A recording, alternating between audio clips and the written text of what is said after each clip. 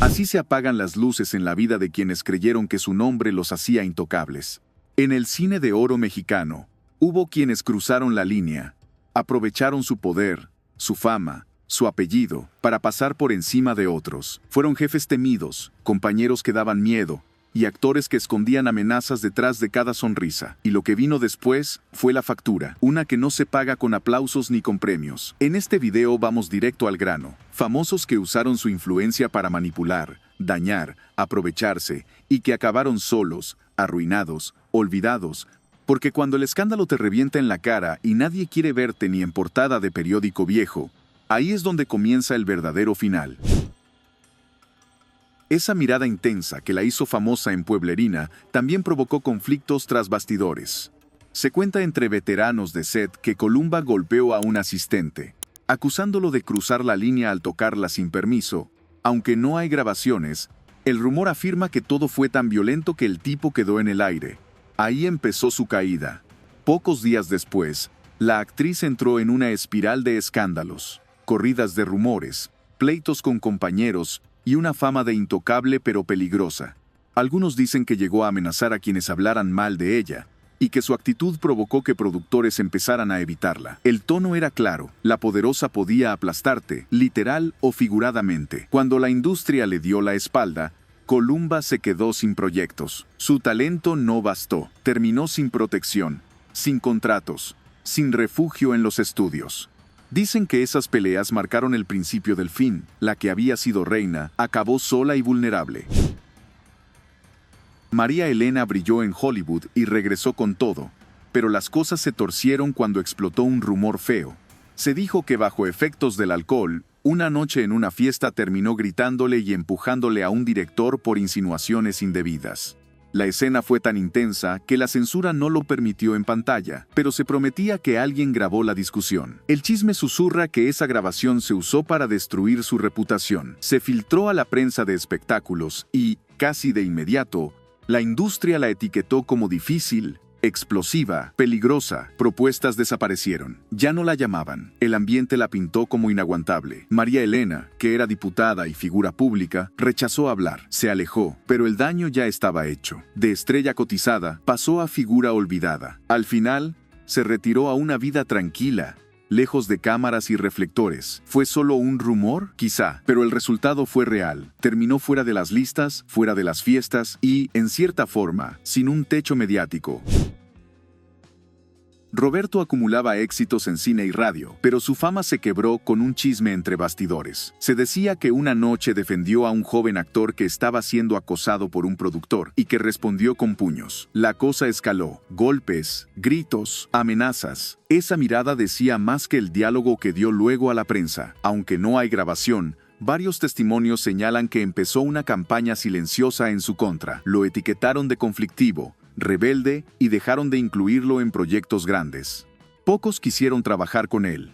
Fue eliminado de casting, página oficial y listas de galanes. Al final, Roberto se desvinculó de acuerdos, rentas y créditos. Vivió sus últimos años con trabajos alejados de la cámara y sin sostén firme. No quedó en la calle literal, pero sí en el olvido. Un actor premiado terminó sin roles y sin aplausos. La fama cuesta, y a veces un solo momento de furia lo puede todo.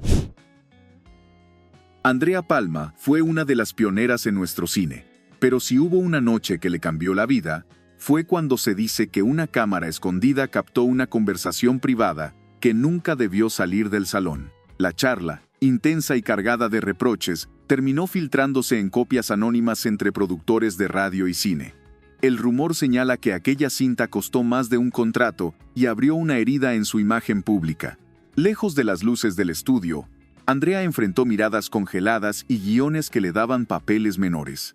De ser la voz autorizada para grandes dramas, pasó a ser la figura que se contrataba para cumplidos y agradecerle simbólicamente su trayectoria. De lunares a inclinaciones políticas a medias y silencios incómodos, Su lugar se deshizo sin estridencias, un olvido que duele más cuando sabes quién fue. Ella jamás habló del tema. Se dedicó al teatro con apariciones contadas y silencio total en entrevistas. Anécdotas cuentan que se encerraba en casa cuando las copias amenazaban con reaparecer. Las historias dicen que lo verdadero con frecuencia es lo más callado. Andrea terminó sus días en una residencia modesta, con los ojos brillantes de memoria y sin lista de llamadas para grandes proyectos. Fue brillante en su época, pero una sola grabación maldita, real o inventada, bastó para borrar su protagonismo, y eso, definitivamente, deja cicatriz.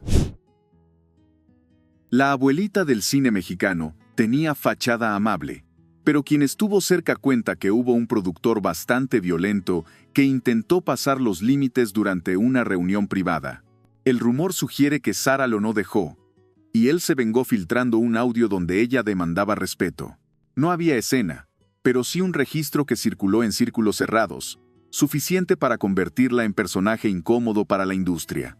Pese a la popularidad, dejaron de invitarla a galas, premiaciones y festivales. No era glamour lo que se le negó, era el refugio que las estrellas reservan para los grandes. Su sonrisa siguió brillando en las pantallas, pero ya no en los pasillos de poder. Entre bambalinas, su nombre se volvió delicado.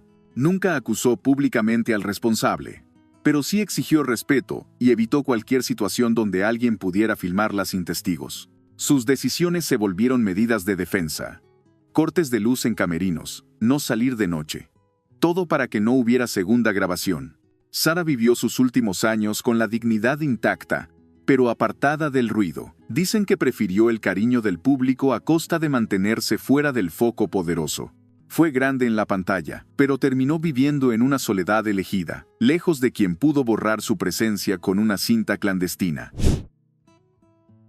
El gallo Giro del cine mexicano llevaba fama de galán fiestero, popular en peleas de cantina y bromas pesadas. Pero una noche, asegura la leyenda, lo grabaron fuera de sí, con un rival de copas, altercado físico incluido. No fue un papel preparado, fue un registro real, violento y descuidado, que luego circuló con fines de amedrentamiento entre ejecutivos. De inmediato los papeles empezaron a escasear. Ya no había rol romántico ni dúo musical. Lo que apareció fue la etiqueta: Luis, mejor vete a tu campo. El dinero bajó, las invitaciones desaparecieron, y aunque siguió actuando, jamás recuperó su brillo. Nadie quería verse asociado con un registro de ese tipo. Con los años, se acomodó en pueblos pequeños, acostumbrado a los aplausos locales y el silencio de los reflectores. El rumor persistió. Había alguien con la cinta, y se decía que usó ese poder para negociar su salida. Nadie lo confirmó, pero ese rumor le llegó. Cambió su vida para siempre. Luis no quedó en la calle literalmente, pero sí en la precariedad profesional. Se refugió en su rancho, en su gente, y dejó atrás la ciudad que lo había encumbrado. Del norte al silencio, su historia cerró sin estridente reclamo, marcada por esa noche que alguien decidió guardar en video. Esperanza Iris fue la reina de la ópera, pero cuando su segundo marido fue arrestado por un complot con explosivos en un avión, ella salió a la calle gritando su inocencia. El escándalo no era guión de teatro, y muchos dicen que en esa batalla emocional perdió su imperio de teatros y su soporte financiero. Estuvo tan endeudada que, cuentan, dormía en oficinas que solía mandar a construir, lo que pocos mencionan. Hay versiones que garantizan que ella usó su posición para aprovecharse de jóvenes que trabajaban en sus teatros durante ensayos y funciones. Se rumora que hubo fichas con nombres y cuotas por favores extra espectáculo. No hay fotos ni audios, pero las voces que circulan entre tramoyistas y tiples sostienen que la presión creció hasta volverse insoportable, y esos rumores la dejaron con los bolsillos vacíos. La combinación de escándalo político y murmullos pasados por debajo del telón le quitó amigos poderosos. Perdió coyunturas artísticas y dejó de pertenecer. El teatro que tanto defendió, últimamente se decía, era solo un fantasma que nadie quería sobre sus hombros. Hoy su legado está en ladrillos, no en aplausos. Sus restos reales quedan en un panteón, pero su reputación yace en las ruinas del viejo teatro, donde los chismes aún susurran las historias que ella no quiso ver brillar. Chaflán era la risa del cine, pero dicen que hubo una noche en Tapachula donde pagó con fuerza su poder. Tuvo un altercado con un empleado, lo acusaron de uso excesivo de su mano fuerte. No hay video, solo testigos que prefieren no hablar. El rumor es que se consiguió grabaciones de esa pelea y se convirtieron en moneda cultural.